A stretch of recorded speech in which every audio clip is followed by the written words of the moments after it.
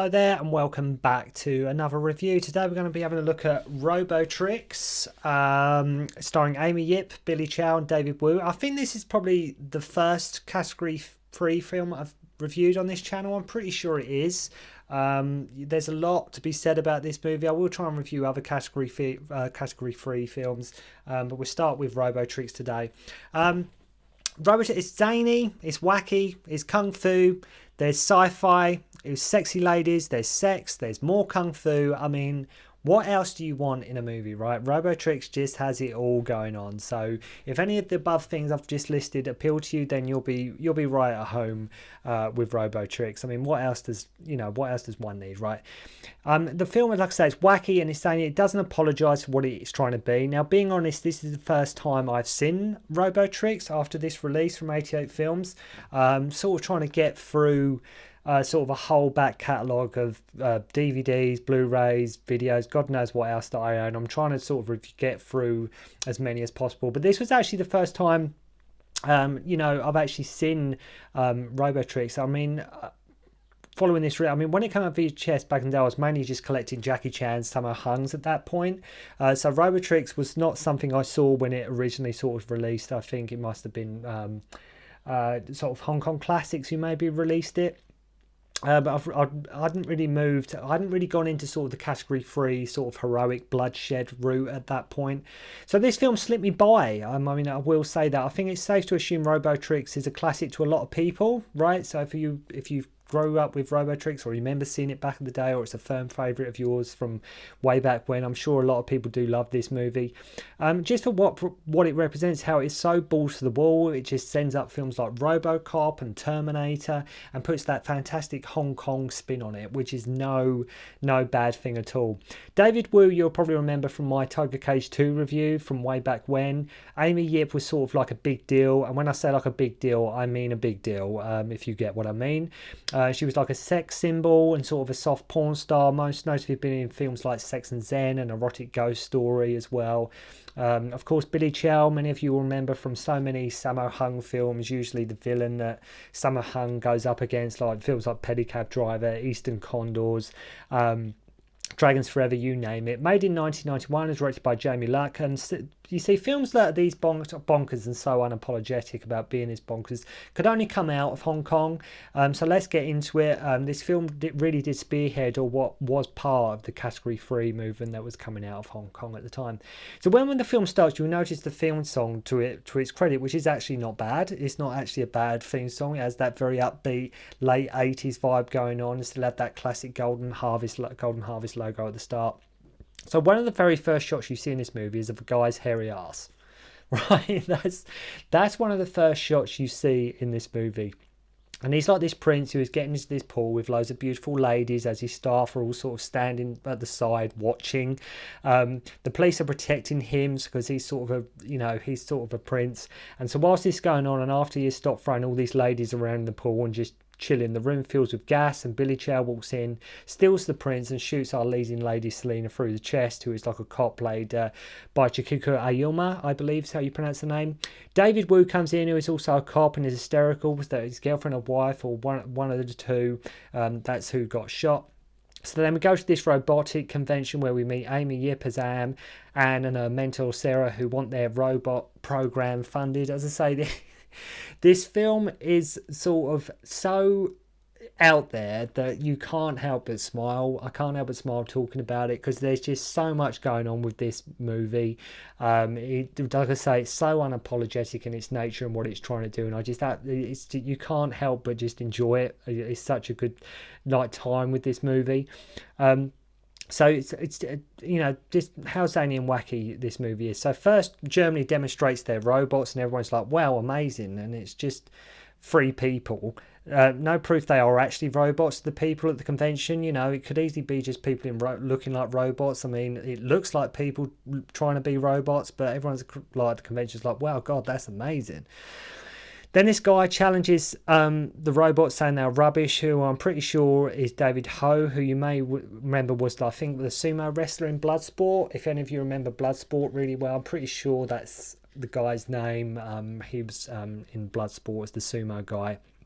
So then these you investors say ours is better than yours, and you just wait till you see their robot and the wig he has on, and see at this point in the movie it really does set the stone for what the hell is going on vibe. Right, we're at this robot convention, somebody's been shot, you got this prince who's frolicking around with these naked ladies in a pool, and this is all like within the first 5-10 minutes of the movie. So these two robots, or meant to be robots, have a kung fu fight, watching people in very dated outfits pretend to be robots at a convention, have a kung fu fight, why not? So they both sort of knock each other out, and then their circuits go mad. Amy Yip's robot catches this tycoon's attention, and we find out he is the father of the prince who we met at the start of the movie and who was kidnapped. So they watched this VHS of this other mad robot inventor who wanted to go into business with the tycoon, but as he knew he was deranged, he didn't bother. So this mad guy wanted to go in business with this sort of like the prince's dad.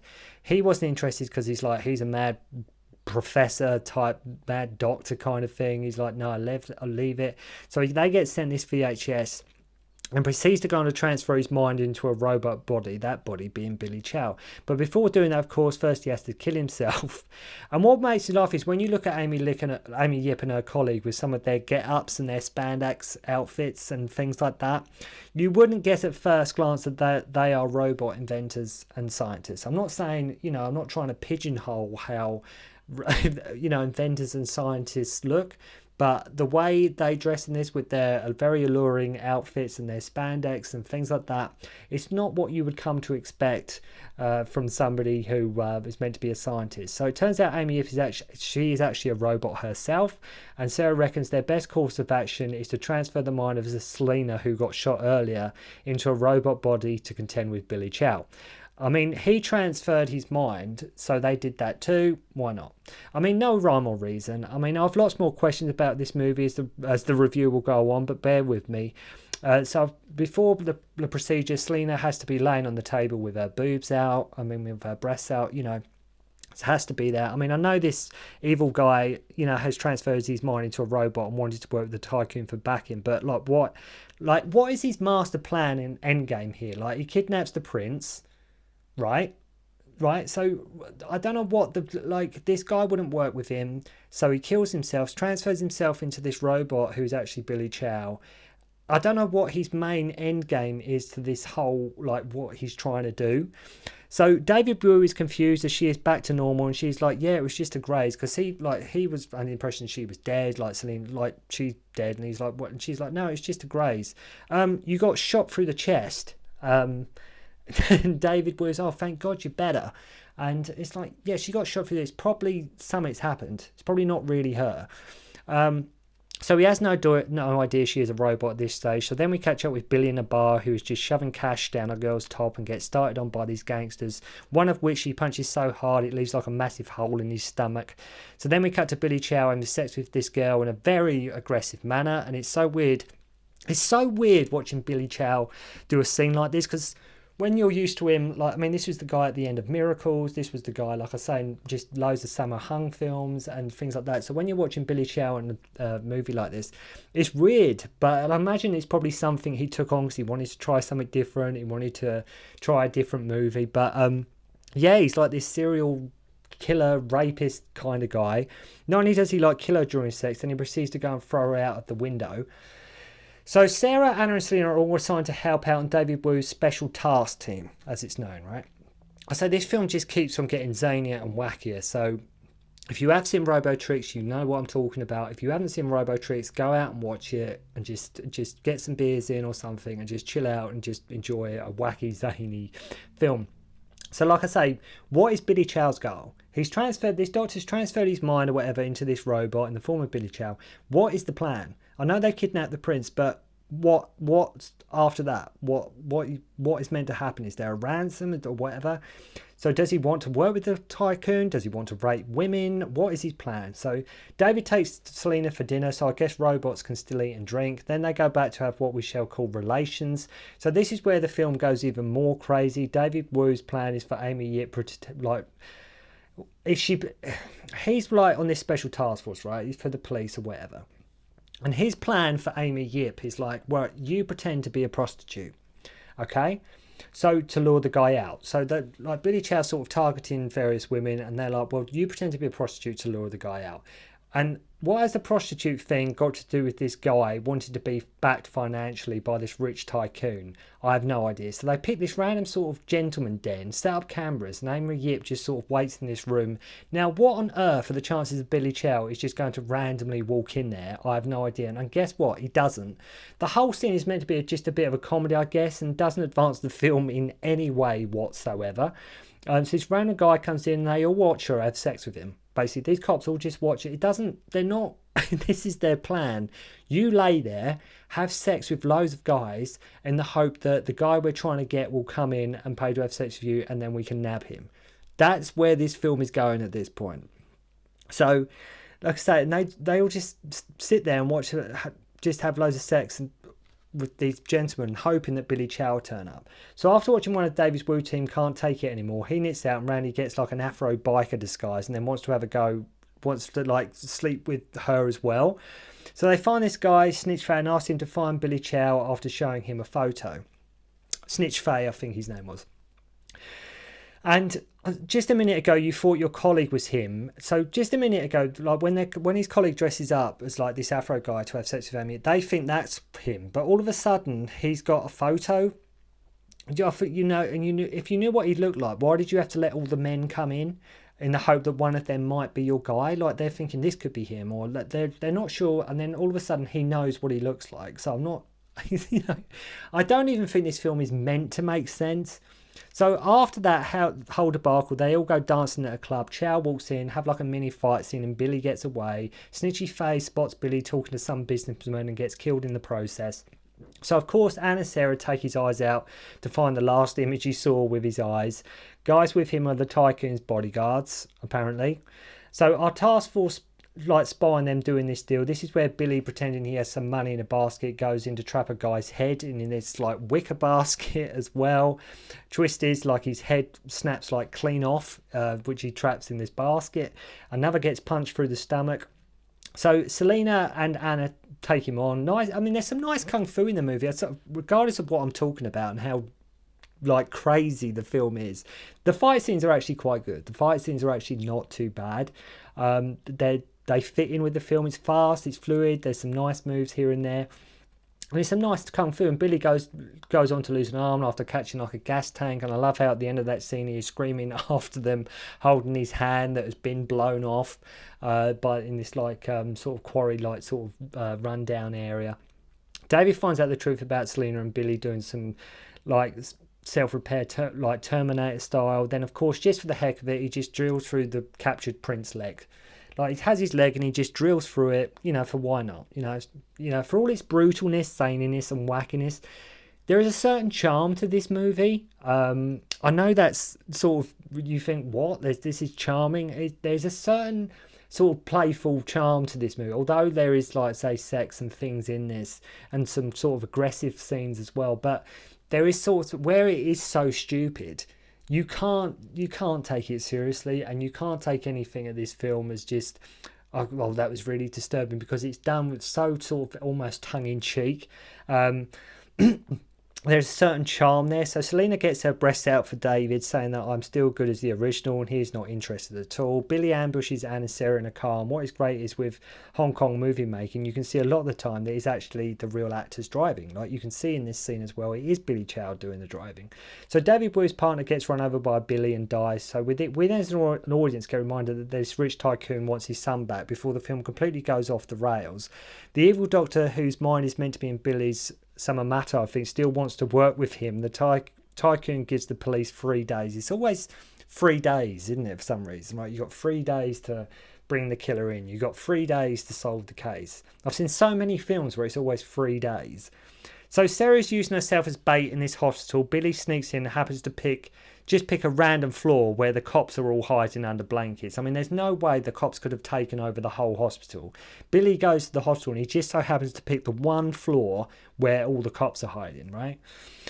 Plan wants to go through most hours. I mean, the Gardner room, I mean, the plan they have was not the most thought out, thorough plan that was ever, because the guy's Gardner room gets a knife in the throat. Billy gets ambushed, and at first no cops can actually hit him for some reason. Then they just pump him full of lead. Then the movie goes into like Reanimator territory, where Billy has his head on this like tray, so it's sort of homage in that as well. So, you know, he tells him where the prince is. It turns out Billy can still control his body while his head is sort of decapitated. So he gets up and screws his head back on. Do you see what I'm saying? Where this review is going on and on, how just mental and crazy this film is. Then he begins to rape Sarah, and we do have a full frontal from Billy Chow. Anselina and David come back, and of course a kung fu fight begins. Of course they have to reveal their gold light spandex outfits first, of course. I mean, it goes without saying. It's, you know, it's standard. Then out of nowhere, Billy gets this big drill from nowhere. I think he's like, yeah, he's sort of holding it on the cover. I don't know if you can see that. He pulls out this like big drill, which just comes out of nowhere. And begins to drill through Selena's chest. So Anne and Joe, David Wu's character, using like a crane with a magnet at his hideout to pick Billy up, as he's like made of metal because he's a robot. Though during the plan, the crane gets tangled up. Joe has to go up there and untangle it, David Wu's character, and it's like this whole subplot of they throw in this thing of like David Wu's character having like a fear of heights for some reason. Like they chuck that in there for no reason whatsoever, other than, yeah, this character's afraid of heights. Then Billy ends up getting crushed by like a shipping container thing. We learn that Selena is fine, has had her memories reinstated. You don't see the tycoon or the prince at the end. They just disappear. So the whole plot and the whole what started the film, that they sort of disappear completely. The prince and his son, the one that was kidnapped, and the guy who gave the police 3 days, they just disappear completely. I say, so she gets sort of her memories reinstated. I mean, it's a bonkers movie. It's a wacky movie, but it's just enjoyable. It's just enjoyable. It's the kind of film, like I say, if you're with a group of friends, having some beer, got some pizza in or something like that, and you wanted a zany movie on, then honestly, you could do a lot worse than Robotrix. It's one of the films, it's like I say, it's stupid, it's daft, it's entertaining. There's everything in this, from kung fu, robots, everything and anything is in this movie. But as I say, it's one I will try and review more category free films like Naked Killer, you know, other films like that, which were very much sort of the thing in the 90s. I remember Lowe's being out on Eastern Heroes Video back in the day, or Hong Kong Classics. But to say, check out Robotrix if you just want something that is completely and utterly off the wall. So thank you very much indeed for watching. I hope you enjoyed the review. I'll see you soon. Don't concentrate on the finger, or you will miss all that heavenly glory.